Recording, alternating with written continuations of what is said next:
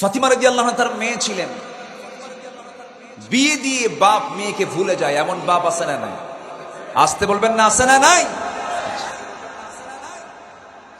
রাসূল 3 দিন পার হতে দিতেন না, মেয়েটাকে বিয়ে দিয়ে দূরেও থাকতে দেন, পাশে রেখেছেন। 3 দিন যেত না, তার আগেই আমার নবীজি ফাতিমাকে দেখে চলে আসতেন। আমার নবীজি 3 দিন যেতে পারেন নাই। চতুর্থ দিন একদিন গেলেন, গিয়ে দেখেন আমার নবীর মেয়ে ফাতিমার চক্ষুটা গর্তের মধ্যে চলে গেছে। রাসূল বলছেন, ফাতিমা তোমার পেটটা, তোমার চোখটা গর্তের মধ্যে চলে গেছে, শুকিয়ে গেছে কেন, কি হয়েছে তোমার? আন্নাহা জাইআতুন মুনযু সালাসাতা আইয়াম, আপনার কলিজার টুকরা মেয়ে ফাতিমা আজকে 3টা দিন যাবত অনাহারে আছে, 3টা দিন যাবত না খেয়ে আছে। আমার রাসূল বলছেন, ফাতিমা অভিযোগ দিচ্ছ কেন? তুমি যার সামনে দাঁড়িয়ে দাঁড়িয়ে অভিযোগ দিচ্ছ, তোমার পিতা আজকে 4টা দিন যাবত না খাওয়া, তোমার আব্বা আজকে 4 দিন যাবত খায় না।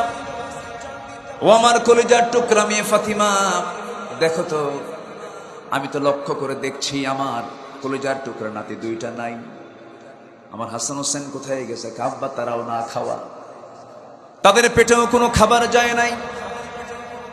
আমার নবীজি কাজের সন্ধানে বের হয়েছেন, সেই কাজটা পেলেন। সেই কাজটা হলো কূপ থেকে পানি তুলতে হবে। কূপ থেকে পানি তুললেন, একটা করে বালতি পানি তুলবেন, একটা করে খেজুর দেওয়া হবে। 9ম বালতির পানি তুলতে গেলেন, দড়িটা ছিঁড়ে বালতি কূপের মধ্যে পড়ে গেল। আমার নবীজি আর পানি তুলতে পারলেন না। ইহুদি বুঝতে না পেরে আমার নবীজির গাল বরাবর হাতটা নিয়ে চপেটাঘাত করলো। নবীজি মুখ থুবড়ে পড়ে গেলেন। আমার নবীজি মুস্কি হাসি মেরে দাঁড়ায় গেলেন। দাঁড়িয়ে গিয়ে বলছেন, ইহুদি আমি যে 8টা বালতির পানি তুলেছি, 8টা বালতির পানি তোলার জন্য 8টা খেজুর তুমি আমারে দিয়ে দাও। কলিজার টুকরা হাসান হোসেন না খাওয়া, তাদের মুখে কিছু খাবার তুলে দিতে হবে। আমার রাসূল নিজে বলেছেন, কোন স্বামী যদি কোন স্ত্রীর জন্য খাবার তুলে দেয়, খাবার তুলে দেওয়াটাও সাদকা। রাসূল পরিবারকে সময় দিয়েছেন, বুক উঁচু করে বলেছেন, ও আমার স্ত্রীরা শোনো, আমার সন্তানরা শোনো, তোমাদের সঙ্গে আমি যে আচরণগুলো করি, স্ত্রী তোমরা বিশেষভাবে শুনে নাও। রাতের আধারে তোমাদের সঙ্গে আমি যে আচরণগুলো করি, সাহাবীরা তোমরা শুনে নাও, তোমাদের সঙ্গে আমি সারাটা দিন যে আচরণগুলো করি, দিন রাত 24 ঘন্টার সমস্ত কর্মকাণ্ড গোটা জাতির সামনে তোমরা প্রচার করে দাও।